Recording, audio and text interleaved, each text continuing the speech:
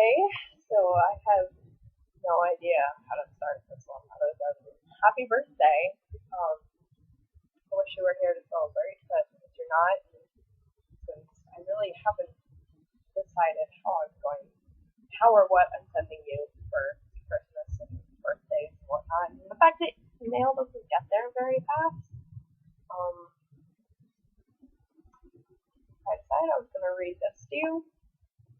I think you can see it. Probably can. I'm probably going to send you a copy too. Um, Mostly because every time I try to read this, I just stumble and get weird and awkward. But I figured I'd send this to you anyway. And I don't even know if it was going to get to you before your birthday starts, but at least you can get it on your birthday, right? Right? That's how this works.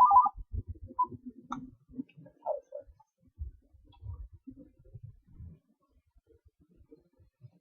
All right. Chapter 1, in which Sophie talks to Hats. In the land of Ingery, where such things as 7-leaf boots and cloaks of invisibility really exist, it is quite a misfortune to be born the eldest of 3.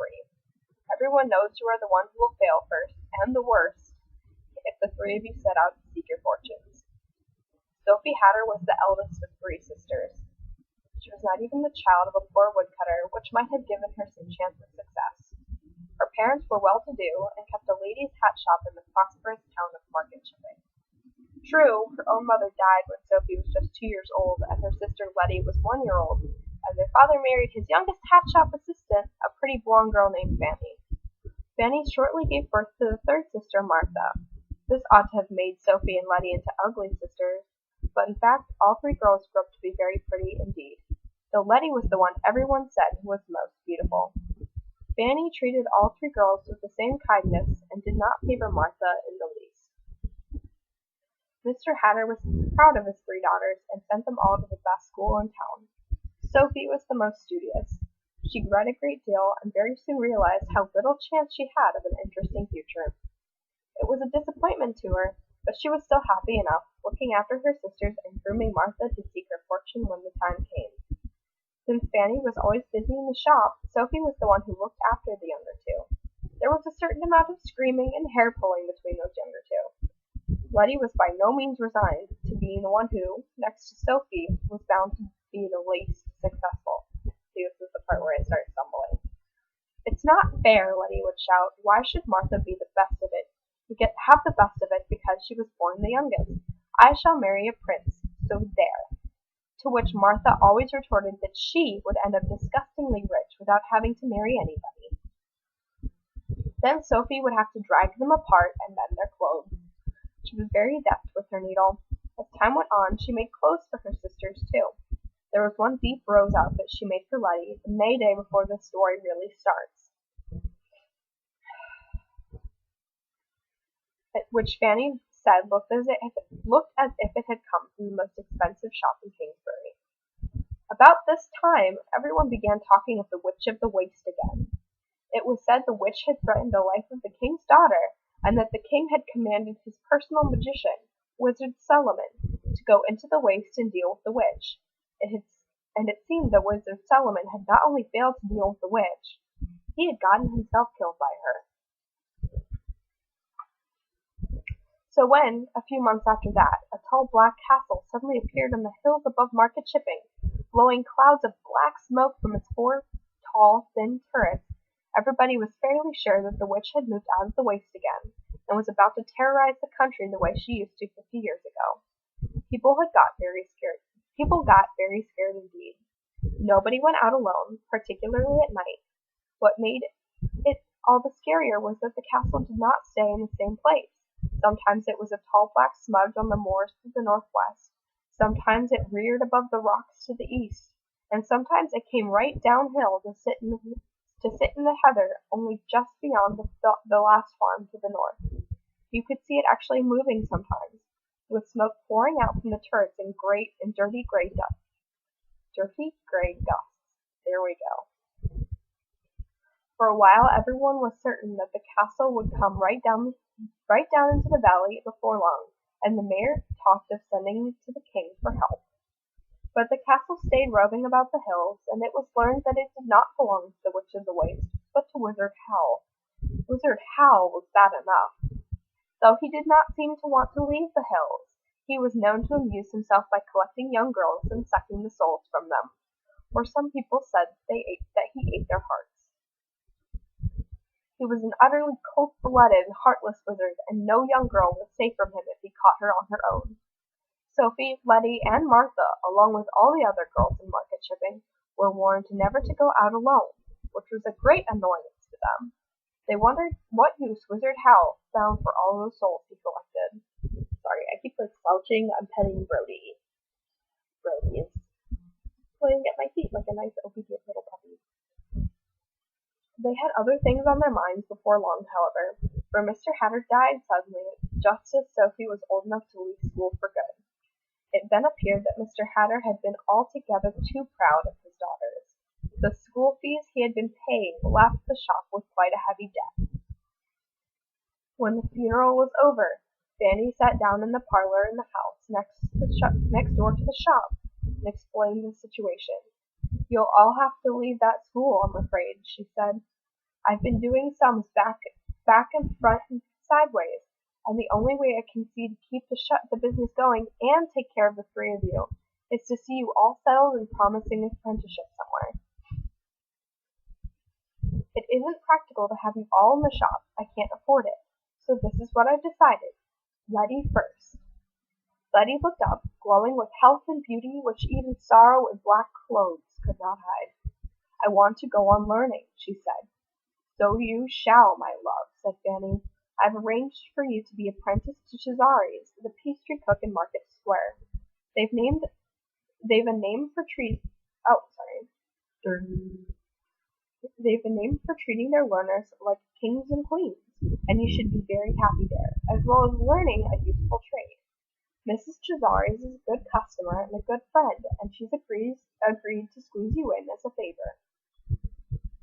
Letty laughed in a way that showed she was not at all pleased. "Well, thank you," she said. "Isn't it lucky that I like cooking?" Fanny looked relieved. Letty could be awkwardly strong-minded at times.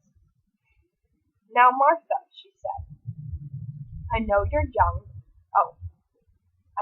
full young to go out to work, so I've thought around for something that could give you a long, quiet apprenticeship and go on being useful to you whatever you decide to do after that. You know my old friend, Annabel Fairfax?" Martha, who was slender and fair, fixed her big gray eyes on Fanny almost as strong-mindedly as Letty. "You know You mean the one who talks such a lot?" she said. "Isn't she a witch?" "Yes, with a lovely house and clients all over the Fulton Valley," Fanny said eagerly. "She's a good woman, Martha. She'll teach you all she knows and is very likely to introduce you to grand people she knows in Kingsbury. You'll be all set up in life and when she's done with you." "She's a nice lady," Martha conceded. "All right." Sophie, listening, felt that Fanny had worked everything out just as it should be. Letty, as the second daughter, was never likely to come home much. Letty, as the second daughter, was never likely to come to much, so Fanny had put her where she might meet a handsome young apprentice and live happily ever after. Martha, who was bound to strike out and make her fortune, would have witchcraft and rich friends to help her. As for Sophie herself, Sophie had no doubt what was coming. It did not surprise her when Fanny said, "Now, Sophie dear, it seems only right and just that you should inherit the hat shop when I retire, being the eldest as you are. So I've decided to take you on as an apprentice myself, to give you a chance to learn the trade. How do you feel about that?" Sophie could hardly say that she simply felt resigned to the hat trade. She thanked Fanny gratefully. "So that's settled then," Fanny said. The next day Sophie helped Martha pack up her clothes in a box, and the morning after that they all saw her off on the carrier's cart, looking small and upright and nervous. For the way to Upper Folding, where Mrs. Fairfax lived, lay over the hills past Wizard Howl's moving castle. Martha was understandably scared. "She'll be all right," said Letty. Letty refused all help with the packing. I'm still recovering from being sick, so when the carrier's cart was out of sight, Letty crammed all her possessions into a pillowcase and laid the neighbor's boot boy 6 pence to wheel it in a wheelbarrow to Cesari's in Market Square. Letty marched behind the wheelbarrow, looking much more cheerful than Sophie expected. Indeed, she had the air of shaking the dust of the hat shop off of her feet. The boot boy brought back a scribbled note from Letty, saying she had put her things in the girls' dormitory and that Cesari seemed great fun. A week later, the carrier brought a letter from Martha to say that Martha had arrived safely and that Mrs. Fairfax was a great dear who uses honey with everything. She keeps bees. That was all Sophie heard of her sisters for quite a while, because she started her own apprenticeship the day Martha and Letty left. Sophie, of course, knew the hat trade quite well already. Since she was a tiny child, she had run in and out of the big work shed across the yard where the hats were damp and molded on blocks, and flowers and fruit and other trimmings were made from wax and silk. She knew that the people who worked there, most of them had been there when her father was a boy. She knew Bessie, the only remaining hat shop assistant. She knew the customers who brought the hats and the man who drove the cart which fetched raw straw hats from the country to be shaped on the blocks in the shed. She knew the other suppliers and how you made felt for winter hats. There was not really much that Fanny could teach her, except perhaps the best way to get a customer to buy a hat. You lead up to the right hat, love," Fanny said. "Show them the ones that don't quite do first, so that they know the difference as soon as they put the right one on." In fact, Sophie did not sell hats very much. After a day or so of observing in the workshed, and another day going around the clothier and the silk merchants with Fanny set her to trimming hats. Sophie sat in a small alcove in the back of the shop, sewing roses to bonnets and veilings of velours, lining all of them with silk and arranging wax, fruit, and ribbons stylishly on the outside. She was good at it. She quite liked doing it. But she felt isolated and a little dull. The workshop people were too old to be much fun, and besides, they treated her as someone apart, who was going to inherit the business some day. Bessie treated her the same way. Bessie's only talk anyway was about the farmer she was going to marry the week after May Day. Sophie rather envied Fanny, who could bustle off to bargain with the silk merchant whenever she wanted. The most interesting thing was the talk from the customers. Nobody can buy a hat without gossiping.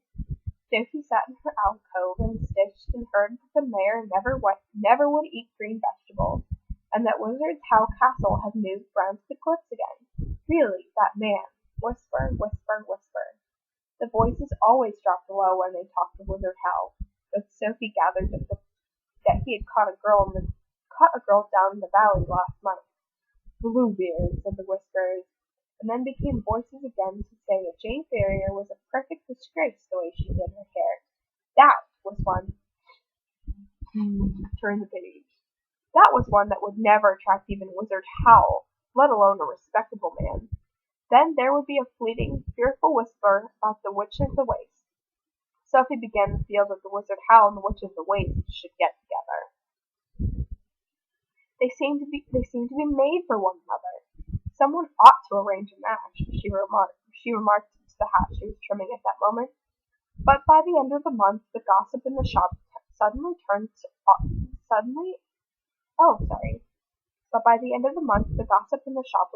all about Letty.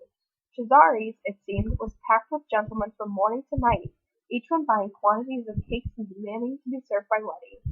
She had had 10 proposals of marriage, ranging in quality from the mayor's son to the lad who swept the street, and she had refused them all, saying that she was too young to make up her mind yet. "I call that sensible of her," Sophie said to a bonnet she was pleating silk into. Fanny was pleased with this news.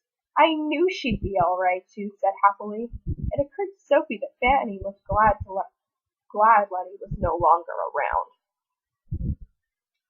Letty's bad for custom, she told the bonnet, pleading away at a mushroom-colored silk. She would even make you look glamorous, you dowdy old thing. Other ladies looked at Letty in despair. Sophie talked to hats more and more as weeks went by. There was no one else much to talk to. Fanny was out bargaining or trying to whip up custom much of the day, and Bessie was busy serving and telling everyone about her wedding plans. Sophie got into the habit of putting each hat on its stand as she finished it, where it sat looking almost like a head without a body, and pausing while she told the hat that what the body.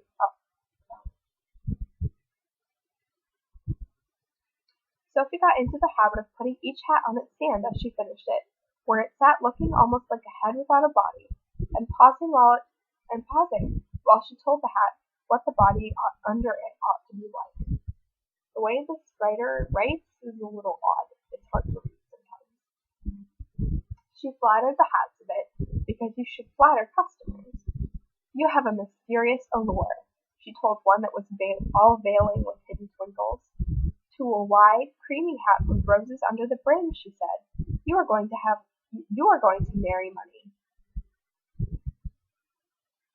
To a caterpillar green straw with a curly green feather, she said, you are young as a spring leaf. She told pink bonnets they had dimpled charms, and smart hats trimmed with velvet they were witty. She told the mushroom-pleated bonnet, you have a heart of gold, and someone in high position will see it and fall in love with you. This was because she was sorry for that particular bonnet. It looked so fussy and plain. Jane Ferrier came into the shop the next day and bought it. Her hair did look a little strange, Sophie thought, peeping out of her alcove, as if Jane had wound it around a row of pokers. It seemed a pity she had chosen that bonnet. But everyone seemed to be buying hats and bonnets around them. Maybe it was Fanny's sales talk, or maybe it was spring coming on, but the hat trade was definitely picking up. Fanny began to say, a little guiltily, I think I shouldn't have been in a hurry to get Martha and Letty placed out. At this rate, we might have managed. There was so much custom as April drew on towards May Day, that Sophie had to put on a demure gray dress and help in the shop too. But such was the demand that she was hard at trimming hats between customers, and every evening she took them next door to the house, where she worked by lamplight far into the night in order to have hats to sell the next day. Caterpillar green hats like the one the mayor's wife had were much called for, and so were pink bonnets. Then, the week before May Day, someone came in and asked for the one with the mushroom pleats, like the one Jane Ferrier had on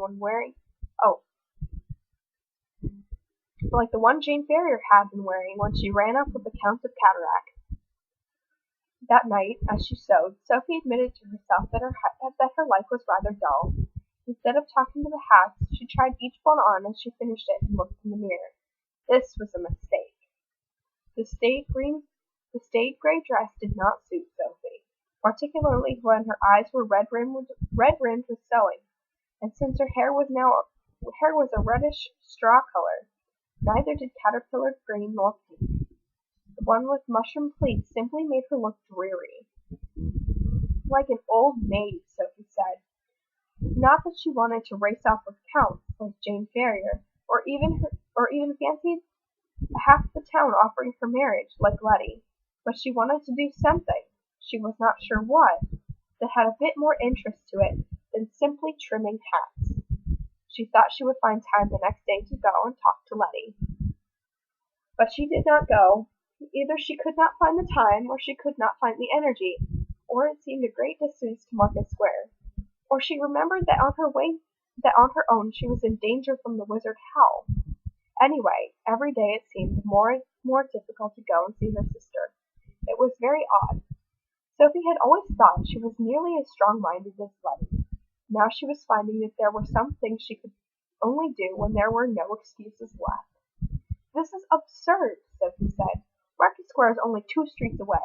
If I run—" And she swore to herself that she would go round Cesari's when the hat shop was closed for May Day. Meanwhile, a new piece of gossip came into the shop. The king had quarrelled with his own brother, Prince Justin, it was said, and the prince had gone into exile. Nobody quite knew the reason for the quarrel, but the prince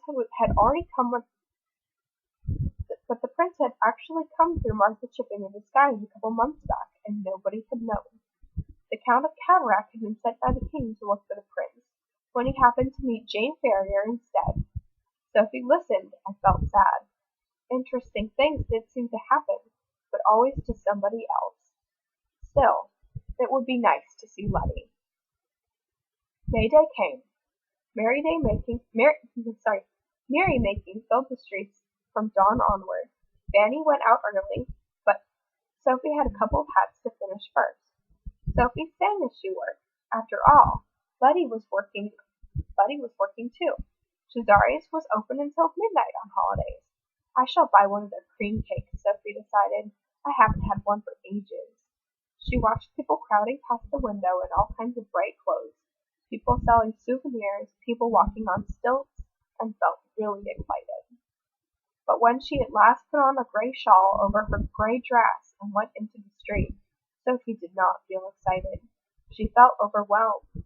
There were too many people rushing past, laughing and shouting, far too much noise and jostling. Sophie felt as if the past months of sitting and sewing had turned her into an old woman or a semi-invalid.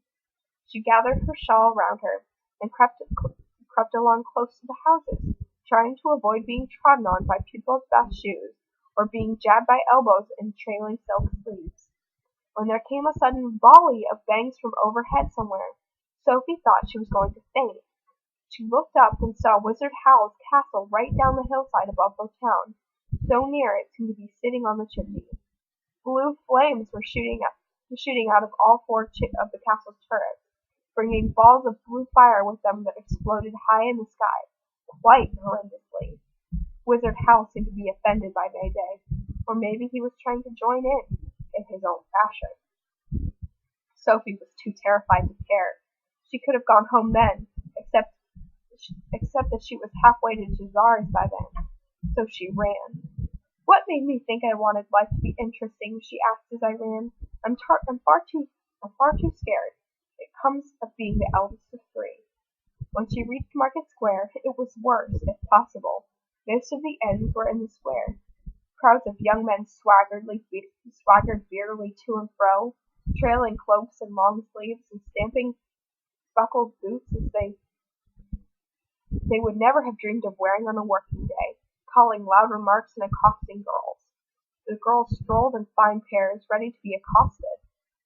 It was perfectly normal for May Day, but Sophie was scared of that too. And when a young man in fantastical blue and silver costume spotted Sophie and decided to accost her as well, Sophie shrank into a shop doorway and tried to hide. The young man looked at her in surprise. "It's all right, you little gray mouse," she said, laughing rather pityingly. "I only want to buy you a drink. Don't look so scared." The pitying look made Sophie feel utterly ashamed. He was such a dashing specimen too, with a bony, sophisticated face, really quite old, well into his 20s, with elaborate blonde hair. His sleeves trailed longer than any in the square, all scalloped edges and silver insets. "Oh, no thank you, if you please, sir," Sophie stammered. I'm on my way to see my sister." "Then by all means do so," laughed this advanced young man. "Who am I to keep a pretty girl from her sister? Would you like me to go with you, since you seem so scared?" He meant it kindly, which made Sophie more ashamed than ever. No, thank you, sir," she gasped and fled away from him. He wore perfume, too. The smell of hyacinth followed her as she ran. What a courtly person, Sophie thought, as she pushed her way between the little tables outside Cesari's. The tables were packed. Inside was packed and as noisy as the square. Sophie located Letty among the line of assistants at the counter because of the group of evident farmer sons leaning their elbows on it to shout remarks to her. Letty, prettier than ever, and perhaps a little thinner, was putting cakes into bags as fast as she could go, giving each bag a little twist and looking over her own elbow with a smile and an answer for each bag she twisted. There was a great deal of laughter.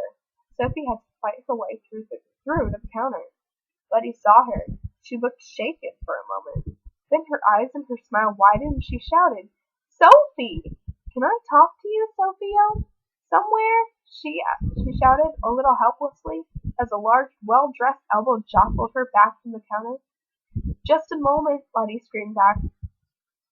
She turned to the girl next to her and whispered. The girl nodded, grinned, and came to take Letty's place.